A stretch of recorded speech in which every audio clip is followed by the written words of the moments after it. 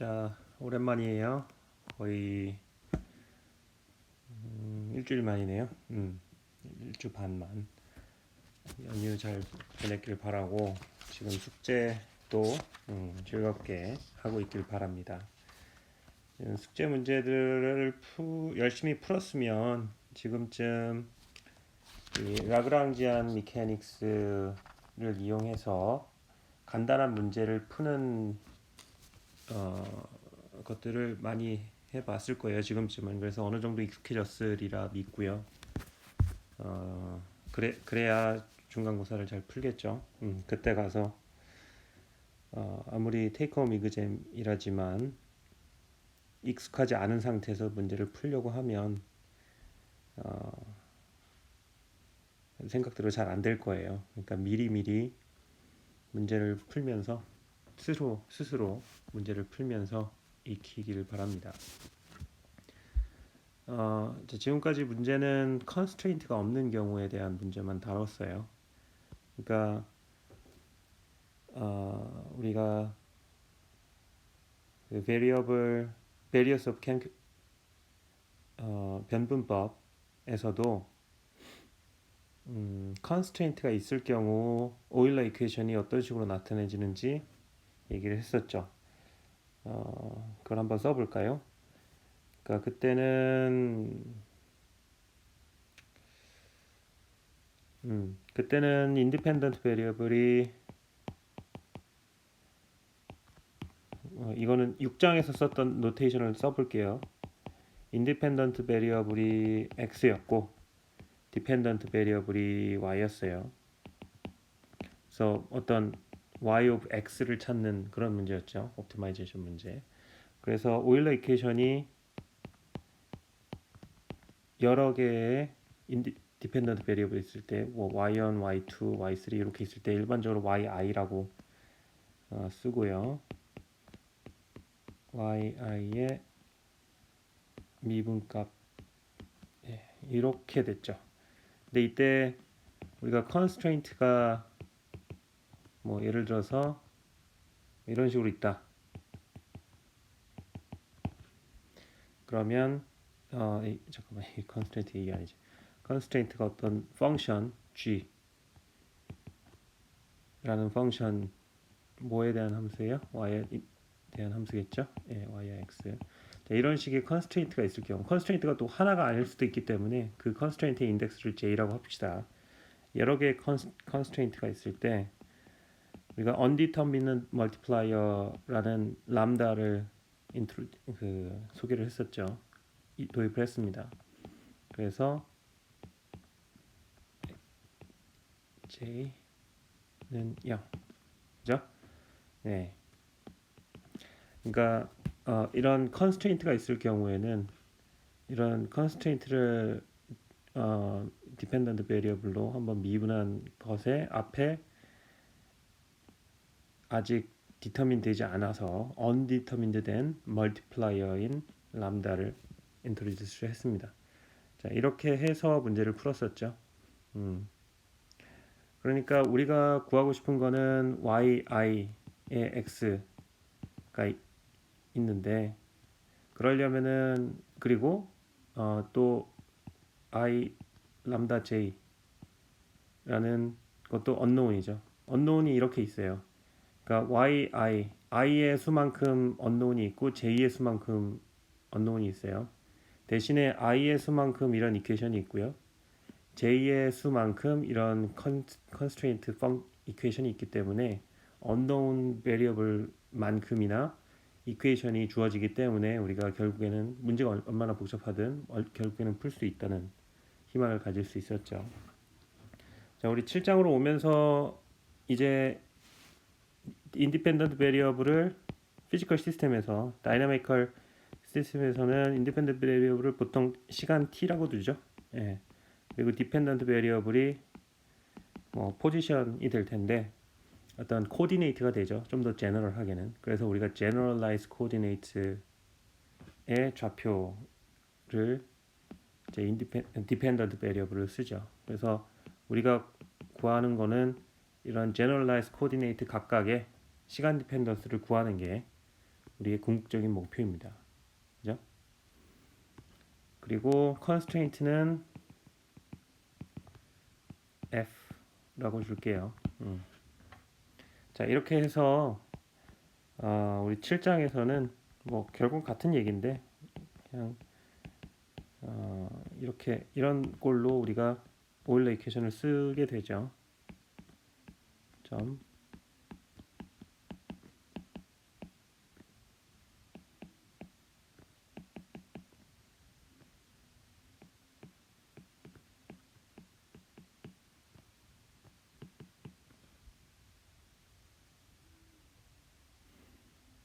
그죠? 마찬가지예요. 이거 일반적인 오일러 이퀘이션을 쓰고 그 뒤에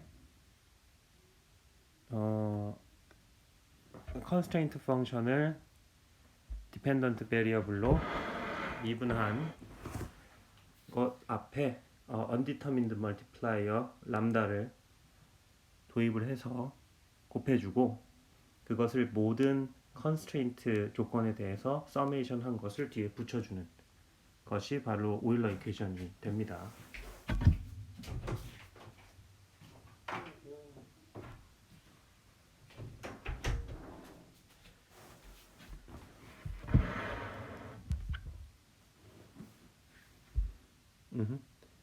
자, 그래서 문제를 풀어가면서 이 constraint가 들어왔을 때 어떤 식으로 문제가 풀리는지 그런 얘기를 할게요. 그 전에 물론 이 constraint가 들어온 상황에서 문제를 푸는 거는 사실 기존의 변분법에서 풀었던 방식과 똑같아요.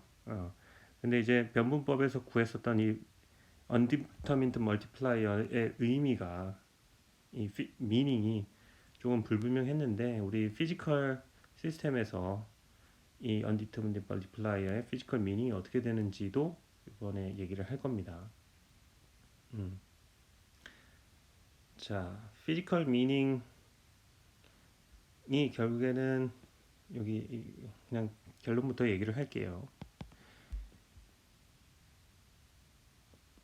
우리가 어떤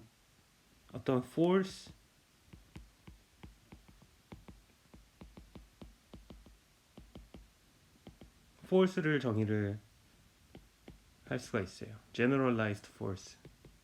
어떻게? 자, 이게 왜 이렇게 되는지는 지금 얘기하기는 너무 이르니까 그냥 이렇게 정의가 된다라고 일단은 알아두십시오. 그러니까 force예요. 힘이에요. 왜 generalized force라고 했냐면 왜냐하면은 우리가 generalized coordinate에서 그 코디네이트가 일반적인 뭐 x, y, g가 될 수도 있지만 r 세타가 될 수도 있고 그러니까 언제나 그 길이의 유닛을 갖는 베리어블이 아니죠. 세타는 각도잖아요. 그죠? 그러니까 generalized coordinate에서는 그러니까 일반적인 코디네이트 그러니까 x, y, g 코디네이트에서는 그 코디네이트의 유닛이 길이에요. 그리고 force죠. force는 뉴턴의 단위를 갖게 됩니다. 근데 generalized coordinate에서는 그 단위가 불분명해져요. 불분명해진다기보다 더 이상 우리가 일반적으로 알고 있는 그런 유닛들이 아닐 수가 있어요. 왜냐하면은 generalized coordinate 뭐 세타도 generalized coordinate 잡잖아요. 근데 그 세타는 더 이상 미터가 유닛이 아니고 디그리가 유닛이 되잖아요. 그죠? 그래서 여기 force도 뉴턴의 단위를 안 가질 수 있다는 거예요. 그죠? 그러니까 미터의 단위를 갖는 코디네이트에 대한 force는 뉴턴의 단위를 갖는 force가 나오는 거고 디그리, 각도에 대한 force는 토크가 나올 거예요. 그건 뒤에서 좀 더 얘기를 할게요. 어쨌든 이런 generalized force of constraint라는 건 뭐냐면 이 주어진 constraint 펑션을 유지하게 만들어주는 이 constraint 펑션은 언제나 유지가 돼야 되잖아요. 이런 constraint 펑션을 유지하게 해주는 어떤 외력이라는 거죠. 무슨 말인지 알겠어요? 예를 들어서 수직항력 여러분들이 잘 많이 그 개념 잘 알고 있죠. 테이블 위에 공이 놓여져 있다. 이때 수직항력은 중력만큼 반대 방향으로 작용하죠. 자, 이런 상황을 보면 이걸 어떻게 볼 수가 있냐면 여기서 컨스트레인트가 주어진 거예요. 이 공의 위치는 이 테이블의 표면이어야 한다. 무슨 말인지 알겠어요? 공의 높이는 테이블의 높이다 라는 컨스트레인트가 주어진 거죠. 공이 테이블을 뚫고 아래로 지나갈 수가 없고 공이 테이블 위로 갑자기 붕 뜰 수가 없어요. 그죠? 그러니까 이런 상황은 공의 높이가 공의 높이를 저기를 공 포인트라고 합시다. 어떤 포인트 파티클의 높이가 이 바닥으로부터의 높이가 h가 이 테이블의 높이 라지 h와 라지 h가 같아야 되는 컨스트레인트가 이런 피지컬 시츄에이션에서 이미 임포즈가 되어 있는 거예요. 이럴 때 우리 컨스트레인트 펑션을 어떻게 쓰죠? h-h는 0. 다시 f가 어떤 공의 높이 h에 대한 컨스트레인트가 h-h는 0이라는 이런 컨스트레인트 펑션으로 쓸 수가 있겠죠. 네. 자, 그러면 이 공의 위치를 언제나 h와 스몰 h가 같도록 하는 이 컨스트레인트를 유지시켜주는 포스는 뭐예요? 수직항력이죠. mg만큼의 수직항력이 작용하고 있죠. 이 수직항력이 바로 이 컨스트레인트를 유지하게 만들어주는 force라는 거예요. 그러니까 force of constraint가 바로 이런 개념입니다. 자, 아직 와닿지 않을 수가 있으니까 그냥 문제를 풀어가면서 천천히 이해를 해보도록 해요. 사실 문제를 풀면서 이해하는 게 가장 쉽더라고요. 7.10 문제를 한번 봅시다. example 7.10. 자, 이런 반원의 포인트 파티클이 있는데 반원의 반지름은 a이고 포인트 파티클의 매스는 m이고 탑에서부터 시작한다. 정지된 상황에서 물론 아주 시메트릭한 이 헤미스피어 위에 포인트 파티클 m이 정확히 센터에 있다면 안 움직일 수 있죠. 클래시컬 미케닉스에서는 이게 안 움직일 수가 있어요. 물론 퀀텀 미케닉스로 들어가면 제로 포인트 모션 때문에 백큐럼 플럭시에이션 때문에 이게 여기 스테이블하게 있을 수는 없지만 클래시컬 미케닉스에서는 사실 왼쪽으로 가도 왼쪽으로 흘러내릴 거고 오른쪽으로 가도 오른쪽으로 흘러내리는 그런 상황이지만 엄밀하게 완전히 정확히 엄밀하게 딱 탑에 있으면 안 움직일 수 있어요. 근데 그렇게 해버리면 문제를 풀 수가 없으니까 아주 살짝 인피니테시멀하게 한쪽으로 치우쳐져서 얘가 굴러떨어지기 시작한다고 봅시다. 포인트 파티클입니다. 그리고 그러니까 롤링 모션은 없는 거예요. 자, 이런 상황에서 컨스트레인트와 라그랑제를 한번 세워볼까요? 자, 이런 시스템에서 제너럴라이즈 코디네이터 어떻게 잡는 게 좋겠어요? 저라면 알세타 코디네이트를 잡을 것 같아요. 그죠? 이렇게 움직일 거니까. 그래서 어떤 이무의 위치에 포인트 파티클이 왔을 때 요게 세타 요 길이가 r인 r세타 코디네이트를 잡읍시다. 자, 이때 이 파티클의 컨스트레인트가 뭐예요? 이 헤미스피어 위를 움직여야 되는 거죠. 그죠? 헤미스피어 안쪽으로 파고 들어갈 수가 없죠. 그리고 갑자기 아무 이유 없이 헤미스피어 밖으로 더 위쪽으로 붕 뜰 수 없어요. 컨스트레인트 펑션이 r 세타 제너럴라이즈 코디네이트에 디펜드하는 이 펑션이 어떤 식으로 주어질 거냐면 r-a는 0 이런 식으로 주어지겠죠. 그러니까 한마디로 r은 항상 a여야 한다 라는 컨스트레인트 펑션이 있을 거고요. 라그랑지안은 t-u인데 이런 r 세타 코디네이트에서 키네틱 에너지가 이렇게 되죠. 그죠? 여러분들 이거 한 번 더 설명할게요. 그러니까 이 포인트에서 r이 델타 r만큼 늘어나면 얘가 1, 2가겠죠. 이만큼이 델타 dr이겠죠. 그리고 세타가 d세타만큼 늘어나면 그래서 이게 d세타면 얘가 1, 2가겠죠. 그죠?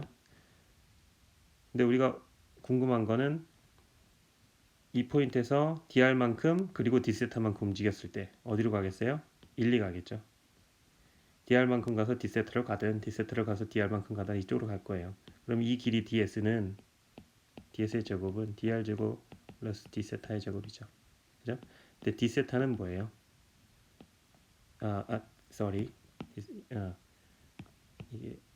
이게 d세타가 아니고 이거는 r d세타겠죠. 이게 r d세타.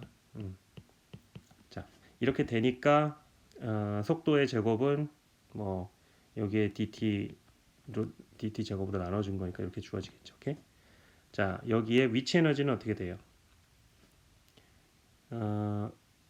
이렇게 기준으로 봤을 때 이 높이는 r 코사인 세타죠. 그러니까 요게 r 코사인 세타잖아요. 그러니까 mg r 코사인 세타예요. 그게 빼지겠죠. t-u가 라그랑지안이니까. 자, 이렇게 됐습니다. 그래서 컨스트레인트 펑션도 구하고 라그랑지안도 구했어요. 그러면은 컨스트레인트 펑션이 있을 경우에 오일러 이퀘이션을 한번 써볼까요? R에 대해서 먼저 써보면 dr dl dr 그리고 람다 dr df는 0 이렇게 나오겠죠. 자, 요게 있을 거고 세타에 대한 거는 마찬가지로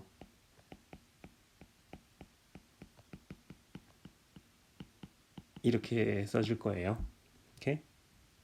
자, 그래서 이걸 먼저 계산을 한번 해보면 r에 대해서 미분하면 얘만 나오니까 mr 세타 닷 제곱 마이너스 mg 코사인 세타고 얘를 미분하면 mr 더블 닷이고 f를 r로 미분하면 1이죠.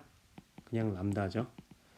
얘는 어떻게 돼요? mg r 사인 세타 마이너스 mr 제곱 세타 더블 닷 마이너스 2mr r 닷 세타 닷 이렇게 됩니다. 그죠? 이거 한번 미분한 거 이렇게 저렇게 해서 그리고 f를 세타로 미분하면 뭐예요? 0이죠. f는 세타 디펜던스가 없죠.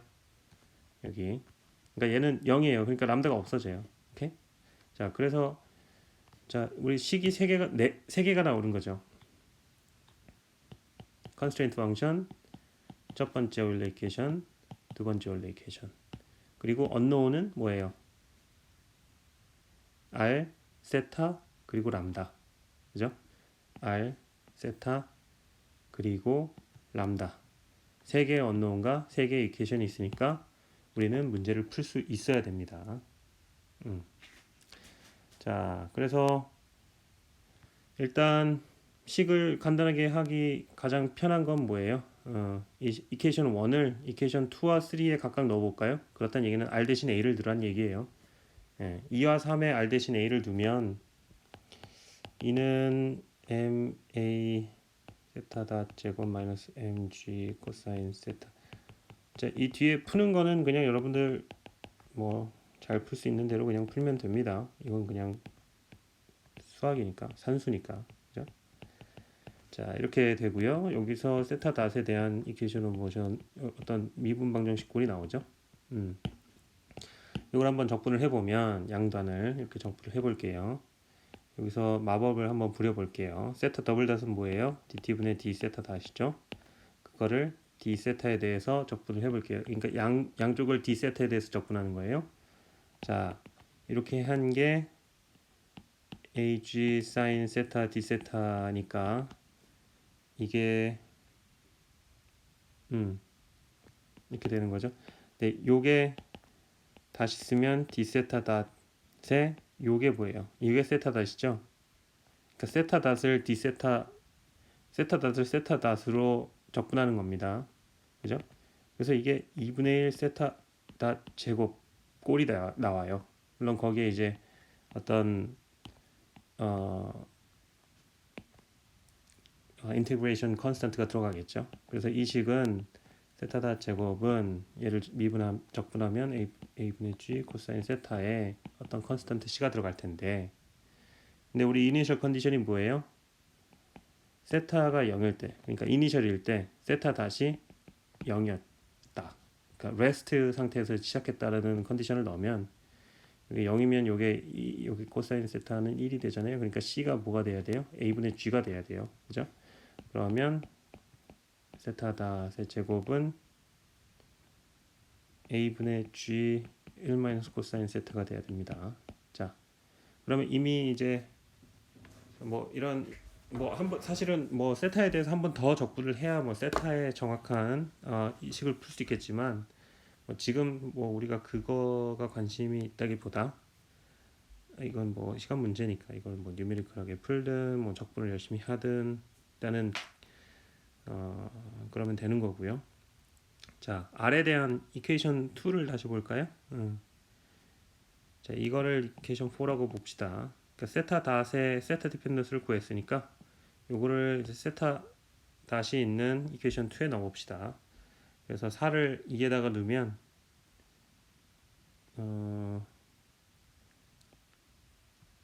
MA의 세타 닷이 2A분의 G 1 마이너스 코사인 세타 마이너스 MG 코사인 세타 그리고 람다 이렇게 되죠. A 지워지고 EMG 마이너스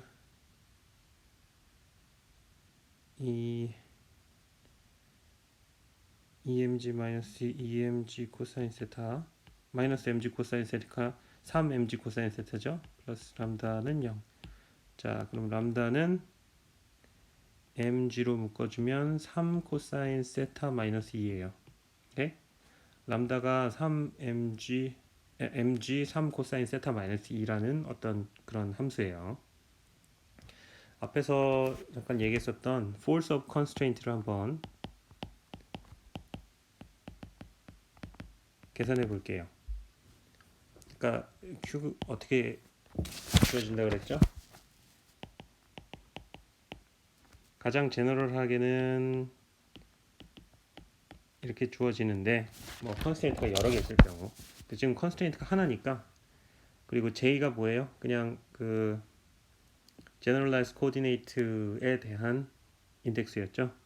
그러니까 세타 Q 그리고 세타 R을 두 가지 generalized force of constraint를 구할 수가 있는 거예요. 마치 올레 이퀘이션 두 개가 있는 것처럼. 오케이? 세타 대한 거는 세타 람다 d세타 df가 되겠죠. 그리고 QR은 람다의 dr df가 될 거고요. 그죠? 근데 f에 세타 디펜던스가 없으니까 얘는 0이고요. 그다음에 f의 r 한번 미분하면 뭐예요? 1이죠. 그러니까 이게 그냥 람다예요. 그게 mg 3 코사인 세타 마이너스 2다 라는 겁니다. 자, 이게 무슨 의미냐 하면은,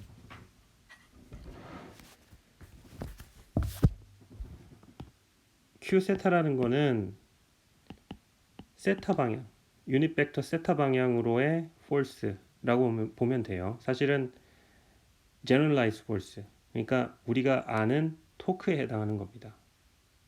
무슨 말인지 알겠어요? 그러니까 force는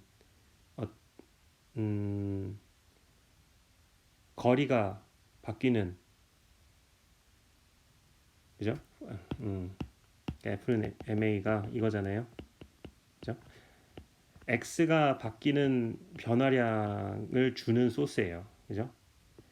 근데 토크는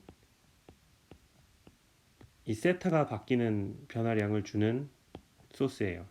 그런 이퀴밸런스가 있어요. 이런 시밀러리티가 있죠. 그죠? 그래서 토크에서는 매스에 해당하는 게 모멘텀 오브 이너시아고, 이거 나중에 우리 후반부에서 좀 더 자세하게 배울 거예요. 로테이션 모션에 대해서는 자세하게 배울 거니까 뭐 지금 여기에 대해서 뭐 여기에 대한 문제를 지금 풀겠다는 건 아니고, 어쨌든 이 개념적으로는 이게 무슨 의미냐 하면 세타 방향으로의 어떤 generalized force가 없다라는 얘기는 뭐냐면,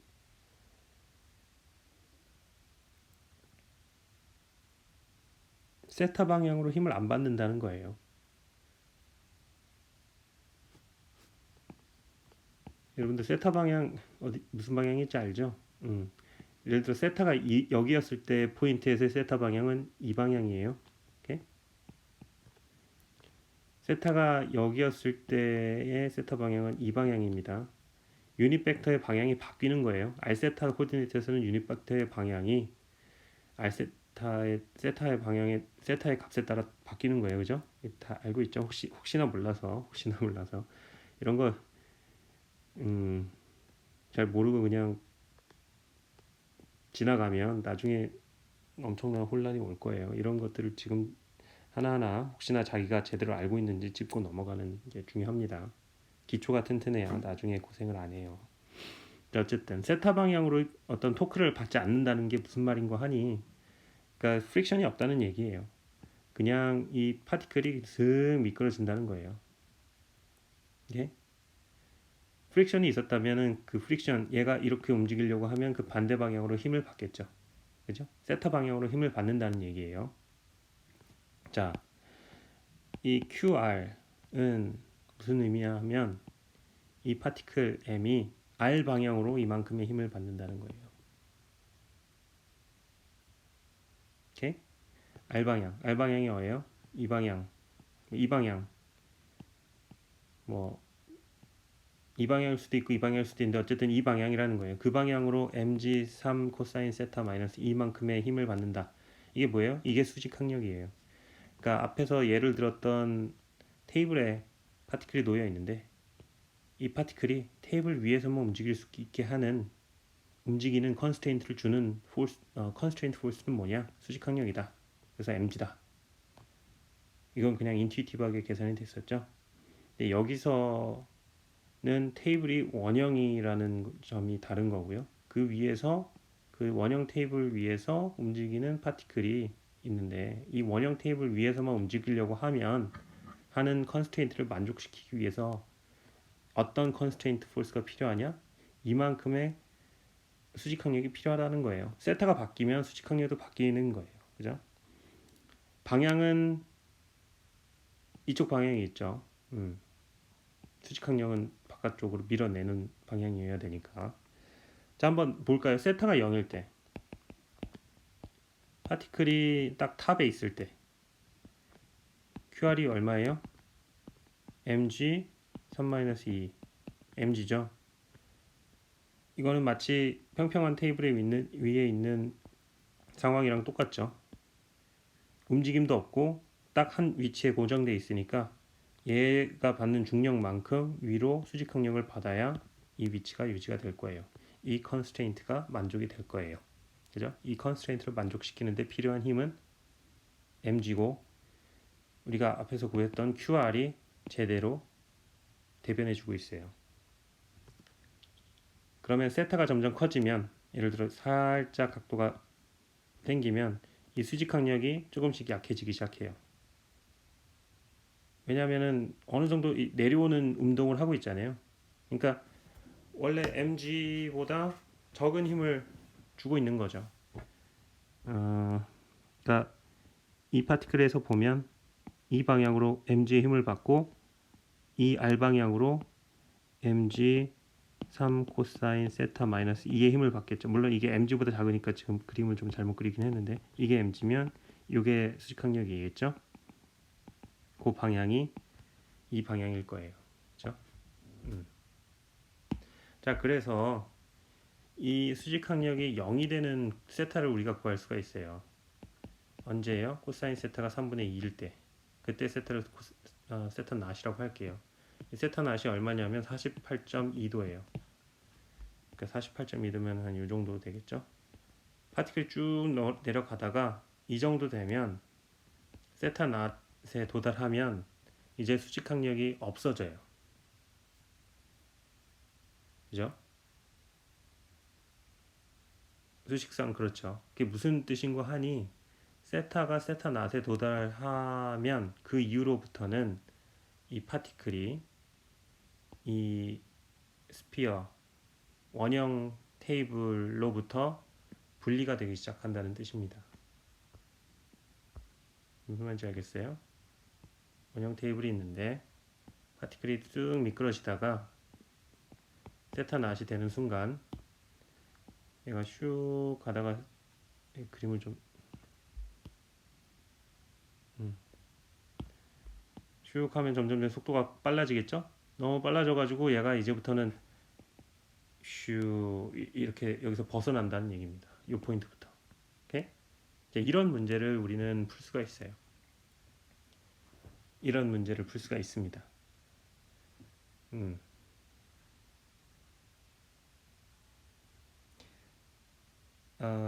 그래서 constraint가 주어진 문제를 라그랑지안을 사용해서 라그랑지안 미케닉스로 풀게 되면 필연적으로 undetermined multiplier 람다를 구하게 되고요.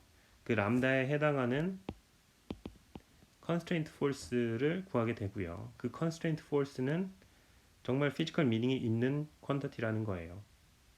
그러니까 좀 더 이 피지컬 시스템의 인투이티브한 비헤이비어를 우리가 구해낼 수 있다는 거죠. 한 가지 예예요. 다른 예를 한번 볼까요? 이게 뭐야? 왜 7-9가 다음에 나오지? 7-9는 빗면을 굴러 내려가는 디스크에 대한 얘기예요. 이 각도가 알파고 원래 디스크가 여기 있었다가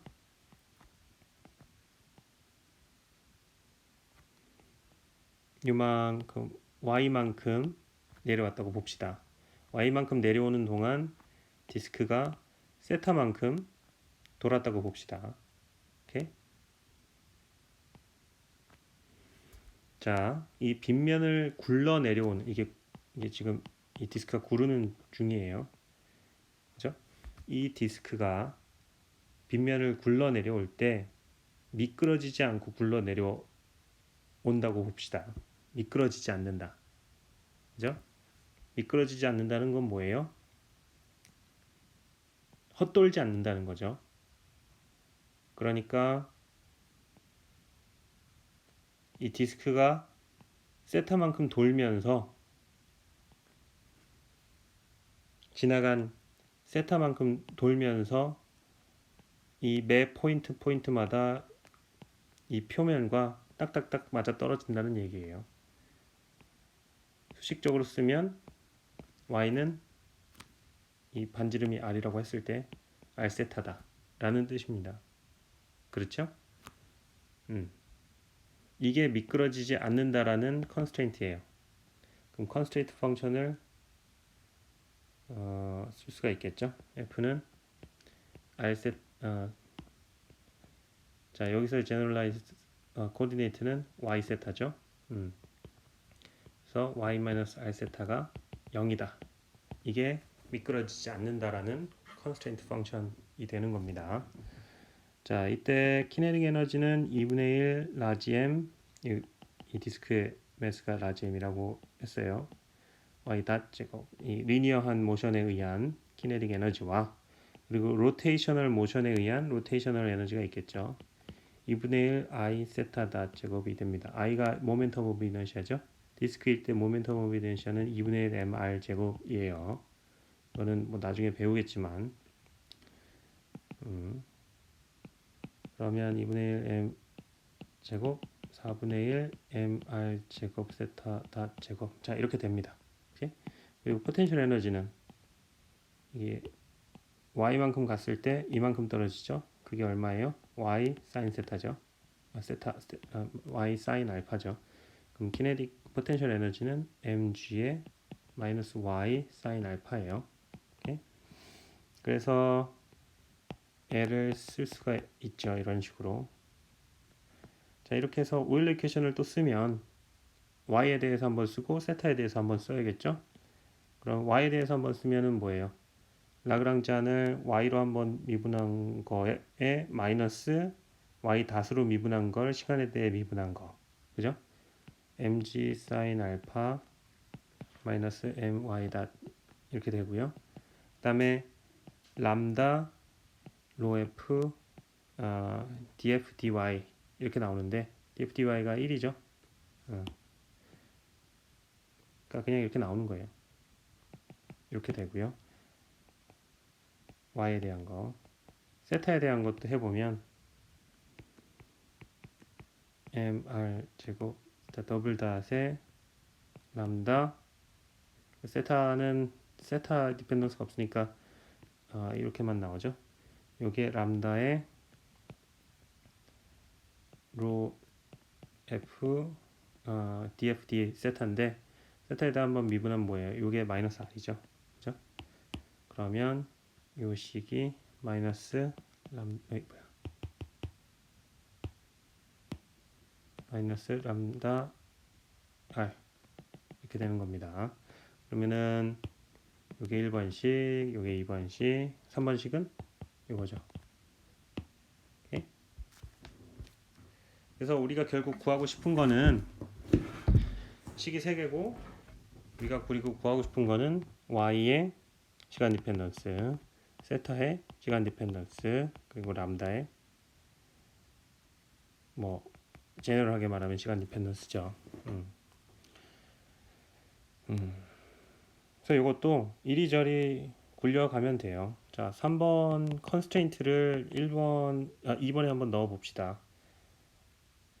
그러니까 2번은 2분의 1 mr 제곱의 컨스트레인트가 뭐예요? 이거였죠. 그렇다는 얘기는 y 더블 다시 r 세타 더블 다시죠, 그죠? 그래서 세타 더블 닷 대신에 r분의 y 더블 닷을 넣어봅시다. 그러니까 세타를 없애고 싶은 거예요. 이게 람다 r인 거고요. 그래서 람다는 마이너스 2분의 1 my 더블 닷이 됐어요. 요거를 4번식이라고 둘게요. 그럼 이제 4번식을 1번에 놓으면 어떻게 돼요? mg 사인 알파 마이너스 my 더블 닷에 플러스 람다인데 람다가 마이너스 2분의 1 my 더블 닷이니까 이렇게 되고 0이고 이거 지워지고 이게 마이너스 2분의 3 y 더블 닷이죠. 자, 이렇게 해서 y 더블 닷을 우리는 구했어요. 3분의 2 g 사인 알파예요. 오케이? 그러니까 y 방향으로의 가속도가 3분의 2 g 사인 알파예요. 자, 여러분들 빗면에서 이게 포인트 매스라고 할 때 얘가 이렇게 내려올 거 아니에요. 이때는 뭐 포인트 매스니까 뭐가 구르는 그런 게 있는 게 아니고 그냥 온전히 키네틱 에너지로 위치 에너지가 키네틱 에너지로 바뀌는 그런 상황이죠. 그때 이 방향이 y라고 했을 때 이 y 방향으로 받는 가속도가 얼마예요? g 사인 알파죠. 그죠? 보통 이거 계산할 때 여러분들 이 방향으로 g의 가속도를 받으면 이 방향으로는 g 코사인 알파, 이 방향으로는 빗면 방향으로는 g 사인 알파의 가속도를 중력 가속도가 두 개로 분산이 돼서 서로 작용을 하죠. 물론 g 코사인 세타는 수직항력으로 캔슬아웃 되지만 빗면 방향으로의 g 사인 알파는 그대로 이 파티클을 빗면 방향으로 가속 운동을 시키죠. 그죠? 그게 g 사인 알파예요. 그러니까 미끄러짐 없이 미끄러지면서 디스크가 쭉 내려온다면 g 사인 알파의 가속도를 가지고 미끄러져 내려가겠지만 미끄러지지 않으면 그것보다 작은 가속도로 내려간다는 얘기죠. 이해가 이 상황이 이해가 되죠? 왜냐하면 같은 에너지가 쓰였는데 같은 위치 에너지가 쓰이는데 하나 미끄러질 때는 그 에너지가 전부 y 방향으로의 키네틱 에너지로 바뀔 수 있지만 이 디스크가 돌아야 되는 상황, 미끄러짐이 없으면 돌아야 되잖아요. 내려간 만큼. 근데 돌리는 데 필요한 에너지가 있겠죠. 그러니까 같은 위치 에너지를 일부는 돌리는 데 쓰고 일부는 y 방향으로 가속 운동하는 데 쓰고 나눠 쓰겠죠. 그러니까 미끄러지는 경우보다 이제 y 더블 닷의 y 방향으로의 가속도가 작아지겠죠. 예. 뭐 이런 거를 얘기해 볼 수가 있고요. 자, 이거를 5번식이라고 둡시다. 그럼 5번식을 이제 4번에 넣어 가지고 람다를 한번 구해 봅시다. 2분의 1 my 더블 닷인데 이게 마이너스 3분의 1 mg 사인 세타예요. 알파예요. 그러니까 람다를 이제 구했어요. 이걸 6번이라고 두고요. 그래서 6번을 이제 2번에다 넣어가지고 세타 더블 닷을 구해봅시다.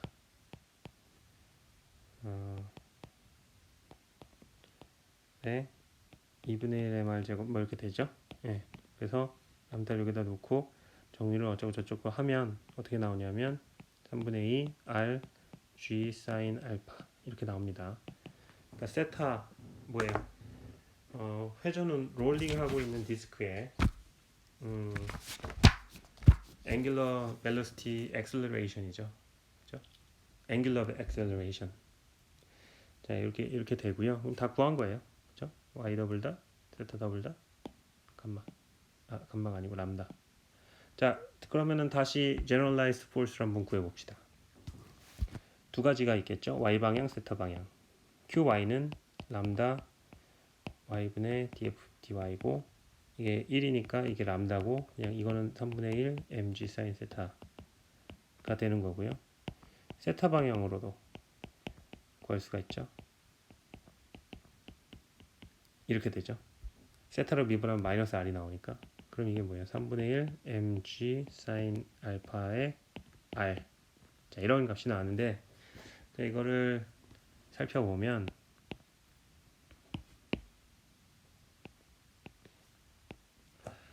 컨스트레인트가 뭐였어요?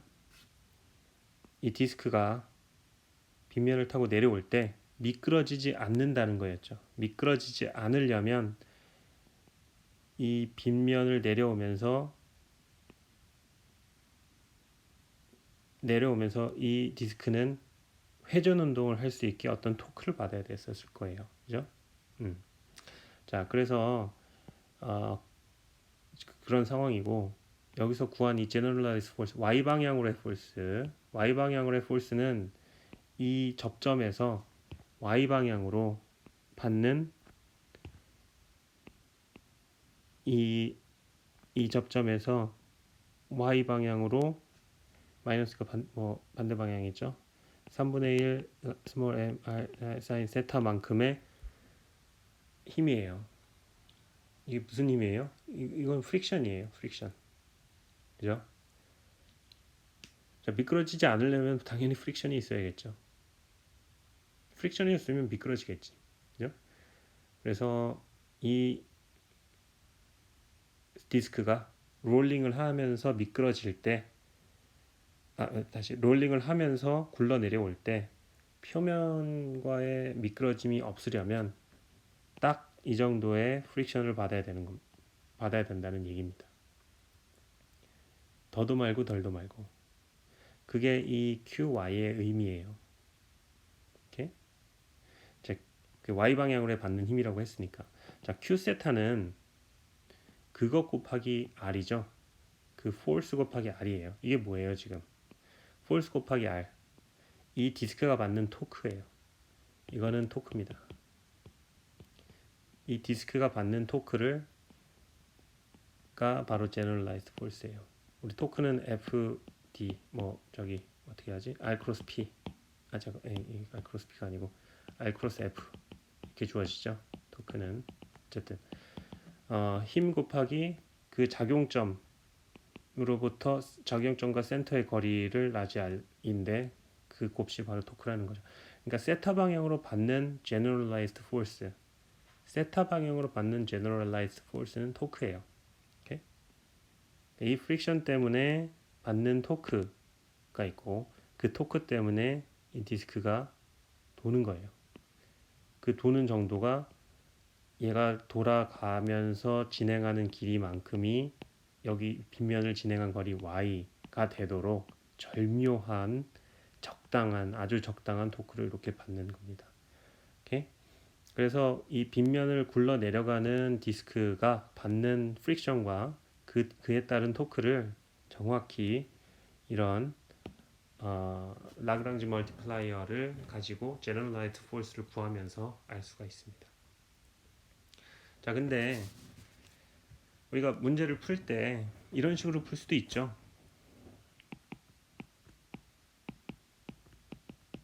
이런 컨스트레인트 펑션이 있으면 그냥 뭐야 이거 그냥 라그랑지안은 어떻게 됐어요? 2분의 1 뭐 라그랑지안이 아까 my 닷 제곱 플러스 4분의 1 mr 제곱 세타 닷 플러스 mg 사인 알파의 y. 자, 이렇게 됐는데 나는 그냥 이 컨스트레인트 펑션을 먼저 써버릴래. 이 컨스트레인트 펑션을 먼저 써버릴래. 그러니까 어떻게? 세타를 그냥 다 없애고 싶어 나는. 왜냐면 세타는 뭐예요? r분의 y잖아요. 세타를 전부 y에 대한 꼴로 나타낼 수 있어요. 그래서 나는 이제부터 세타는 신경 안 쓰고 싶어. 그러면은 이 식이 요게 이제 4분의 1 m y 더블 다시 되겠죠? r 제곱 지워지면서 자, 이렇게 되면 이거랑 이거랑 해서 4분의 3 m y 더블 다시 아니구나. y 닷의 제곱이 되겠죠. 이렇게 되고 다음에 mg y 사인 알파 이렇게 돼요. 그래서 라그랑지안은 더 이상 세타에 대한 함수가 아닙니다. 그죠? 그럼 뭐예요? 라그랑지안의 이퀘이션 오브 모션을 y에 대한 이퀘이션 오브 모션만 구하면 되죠. 이렇게 될 거예요. 여기 컨스트레인트 텀을 안 넣죠. 왜냐면 컨스트레인트 텀은 이미 써버렸으니까. 이 아이템을 써버렸어요. 쓰면서 세타라는 거를 전부 y로 바꿀 수 있었던 거죠. 그러니까 그냥 이거는 y에 대한 라그랑지안이 됐고, 그래서 이퀘이션 오브 모션도 y에 대한 오일러 이퀘이션만 쓰면 됩니다. 자, 이걸 계산하면 mg 사인 세타 사인 알파는 2분의 3 my 더블 닷은 0 이렇게 나옵니다. 그러면 y 더블 닷은 3분의 2 g 사인 알파 이렇게 나오고요. 세타 더블 닷은 y 더블 닷 오버 r이니까 3분의 2 r분의 g 사인 알파 이렇게 나옵니다. 그렇죠? 그러면 y 더블 닷, 세타 더블 닷 다 구했어요. 근데 앞서서 여기서 세타 더블 닷, y 더블 닷 다 구했는데 차이는 뭐냐면 이런 식으로 컨스트레인트 먼저 써버리면 람다를 못 구해요. 그죠? 람다는 못 구해요. 왜냐면 뭐 애초에 나오질 않았으니까 식에서. 그렇다는 얘기는 Q를 못 구해요. Generalized Force를 모릅니다. 자, 그렇기 때문에 이런 식으로 풀면은 쉽게는 풀 수 있으나 이런 physical intuition about constraint force에 대한 어떤 정보도 우리는 구할 수가 없게 되는 거예요. 이런 차이가 있습니다. 그러니까 어떤 뭐 우리가 문제에서 뭘 알고 싶으냐에 따라서 이런 식으로 컨스트레인트 펑션을 먼저 써버릴 수도 있고 대신에 컨스트레인트 포스에 대한 정보를 얻겠죠. 대신에 쉽게 풀 수가 있겠죠. 또는 어떤 문제를 푸는데 나는 조금 더 컨스트레인트 포스를 구해서 이 시스템을 좀 더 잘 알고 싶어. 그러면 컨스트레인트 펑션을 먼저 써버리면 안 되죠. 걔를 우리는 라그랑지 멀티플라이어라는 람다를 도입을 해가지고 조금 복잡하지만 풀어야 됩니다. 그렇게 되면 람다를 구할 수가 있는 거고요. 그렇게 해서야만 람다를 구할 수가 있죠.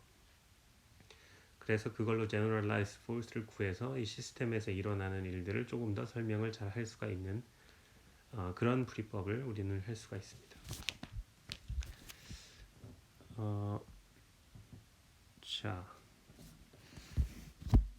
왜 이 람다에 대한 의미를 조금만 더 설명을 한번 해볼게요.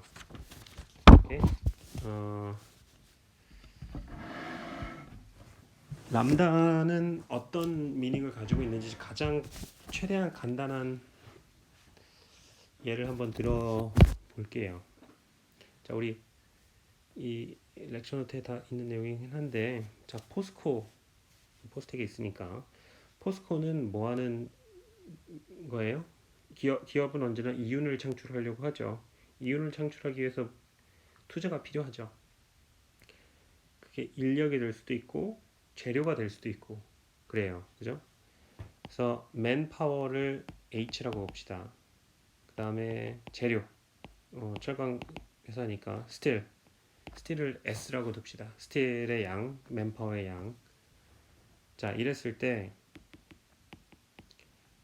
profit, 이득, 이유는 이 어떤 H와 S의 함수겠죠.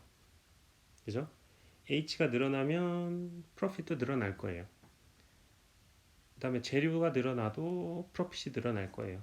어떤 복잡한 함수일 거예요. 근데 뭐 그게 뭔지 모르니까 그냥 예로 하나 들어봅시다. H제곱 S라는 함수라고 봅시다. 그러면 뭐예요? S가 늘어나는 것보다 H가 늘어나는 게 더 빨리 프로핏을 뭐 증가할 수 있는 뭐 그런 함수인 거죠. 이건 그냥 예예요. 대충 쓴 겁니다. 예. 하지만 제일 좋은 건 뭐예요? 그러면은 H도 늘리고 S도 늘리면 그냥 R이 늘어날 거 아니냐. 문제는 뭐예요? H랑 S랑 다 늘릴 수가 없다는 거예요. 왜냐하면 둘 다 돈이 들어가기 때문에 버짓 컨스트레인트가 있습니다.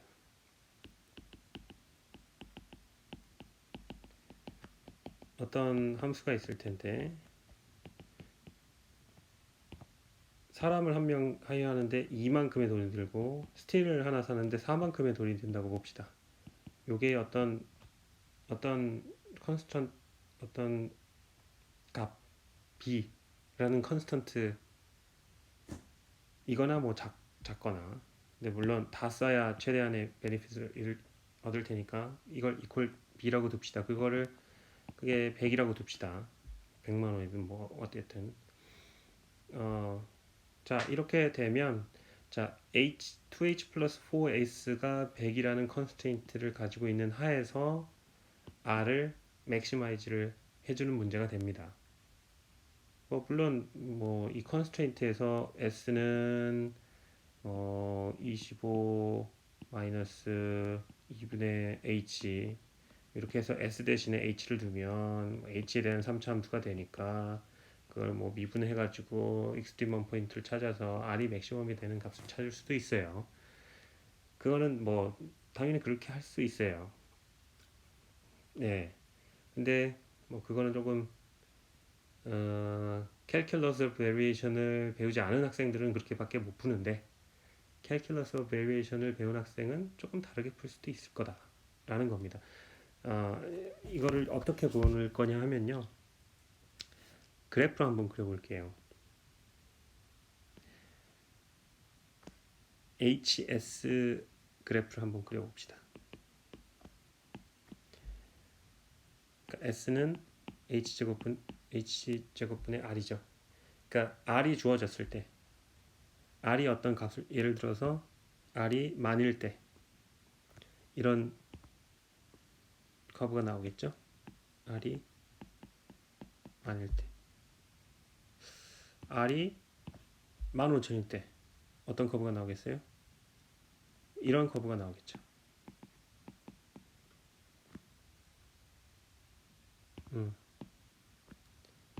그럼 R이 조금 작을 때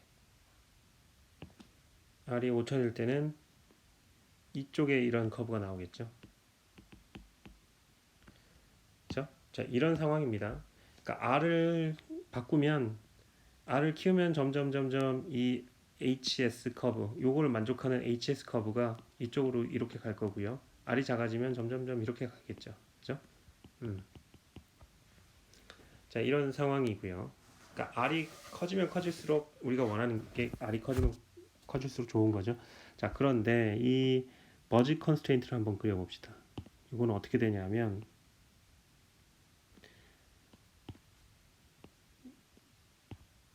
뭐 이렇게 되겠죠. 이거 어떻게? H절편이 50이 될 거고요. S절편이 25가 될 거예요. 그죠? 그런 직선이죠. 100일 때. 자, 그렇다는 얘기는 이 버짓 컨스트레인트를 만족하려면 S랑 H는 요 위에 있는 점들이어야 돼요.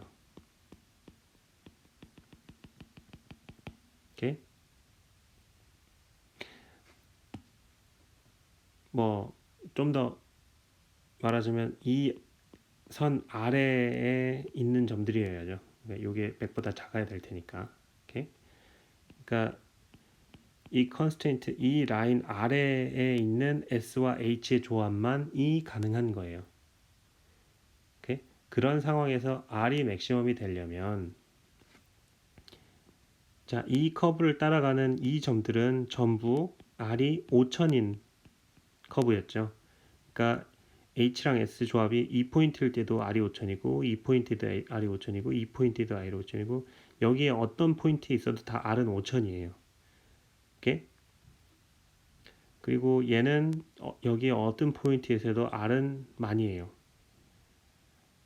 자, 그러면 이 선과 접하는 이런 R이 있을 때 요게 요런 함수를 뭐 R이 뭐 8000이라고 봅시다. 뭐 만과 5000 사이니까 R이 8000인 선을 그렸더니 딱 이 선과 접하는 탄젠셜하게 만나는 R을 그렸다고 봅시다. 자, 이렇게 했을 때 이 만나는 지점이 바로 옵티멈 포인트일 거라는 거죠. 그렇죠? 이 포인트는 이 직선 위에 있으니까 컨스트레인트 만족하고 그리고 이 포인트가 R이 최대가 되게 할 수 있는 최적의 포인트라는 거예요. R이 8000보다 더 크면 이 선과 이 빨간색 선과 만나질 않겠죠. 그러니까 R이 8000보다 커질 수는 없어요. 이 접선을 이루는 선이 8000보다 커질 수는 없습니다. 무슨 말인지 알겠어요? 이해가 안 되면 한번 다시 돌려서 보세요. 자, 그래서 이 컨스트레인트를 만족하면서 R을 맥시마이즈 할 수 있는 거는 뭐냐면 이 컨스트레인트 라인과 이 프로핏 라인이 한 포인트에서 탄젠셜하게 만나는 경우예요. 그래픽하게 표현을 하자면 H고 S일 때 어떤 컨스트레인트 펑션이 있고 그 다음에 profit 펑션이 있는데 요게 이렇게 탄젠셜하게 만나는 경우가 최적인데 요 탄젠셜하게 만난다는 건 뭐예요? 요 포인트에서 gradient R과 요 포인트에서 뭐 gradient 방향이 어떻게 될지 모르겠지만 gradient B 펑션이 서로 평행하다는 거죠. 그죠? 이것과 이게 서로 평행하다는 거예요. 오케이? 그러면 우리가 이렇게 쓸 수가 있죠. 비례상수 람다를 써서 그죠? 그러면 얘는 이렇게 쓸 수가 있죠. 그죠? 자, 이게 뭐예요? R-람다 B가 익스트림한 포인트가 되는 조건을 써놓은 거예요. 뭐랑 되게 닮아 있죠? 앞에서 라그랑잔 L 앞에서 우리가 로 L, 로 Y, Q, D분의 D, Q 닷 L 플러스 람다 Q 뭐 이렇게 썼었죠. 근데 사실 L 대신에 L 마이너스 람다 F를 썼었다면 요거로의 익스트리먼 포인트를 구하는 식을 써보면 뭐 이렇게 됐겠죠?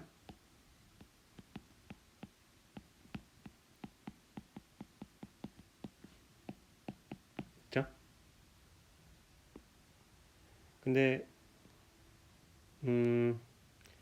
f의 q 닷 디펜던스가 없는 컨스트레인트일 경우에는 이거는 없어지죠. 그러니까 얘는 그냥 이렇게 나오고 얘는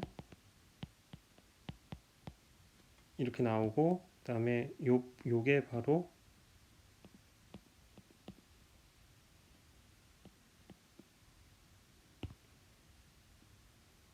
여기서는 뭐 마이너스가 됐네. 뭐 그럼 이걸 이렇게 두지 뭐. 자, 뒤에서 보면은 뭐 요거를 여기다 마이너스 붙여도 상관없는 거잖아요. 여기 뭐 람다의 정의가 플러스냐 마이너스 붙는 거는 그게 중요한 건 아니니까. 그러니까 r 플러스 람다 b가 맥시멈이 되는 경우, 그러니까 어떤 옵티마이제이션 하고 싶은 밸류와 그 컨스트레인트 펑션에 람다를 곱한 것을 더한 거의 익스트리먼 포인트를 구하는 게 결국에는 우리 같은 경우에는 L에 F에 람다를 해서 더한 값을 익스트리먼 포인트를 구하는 문제니까 요 식을 쓰면 그대로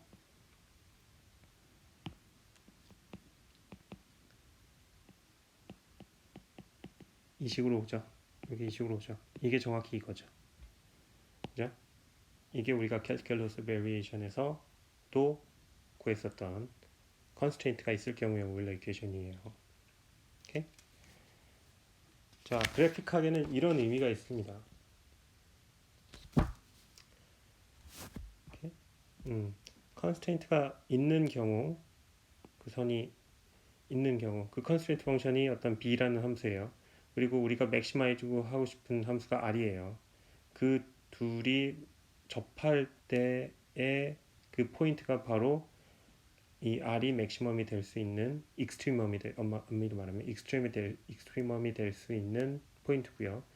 그거를 그래피컬하게 보면은 탄젠셜하게 만나는 경우라는 걸 알 수 있고요. 그걸 수식적으로 쓰면은 그레디언트가 서로 평행할 때니까 이걸 어떤 비례상수 람다를 가지고 이런 이퀘이션을 쓸 수 있고 결국에는 그냥 r 플러스 람다 b의 익스트리먼 밸류를 구하는 문제랑 똑같다라는 거를 직관적으로 알 수가 있어요. 그거를 피지컬 라그랑지안과 컨스트레인트 펑션에 대해서 적용해도 똑같은 이퀘이션이 나오는 거예요. 오케이? 자, 오늘은 여기까지 할 거고요. 다음 시간은 중간고사 전에 하는 마지막 수업이 될 것 같네요. 아닌가?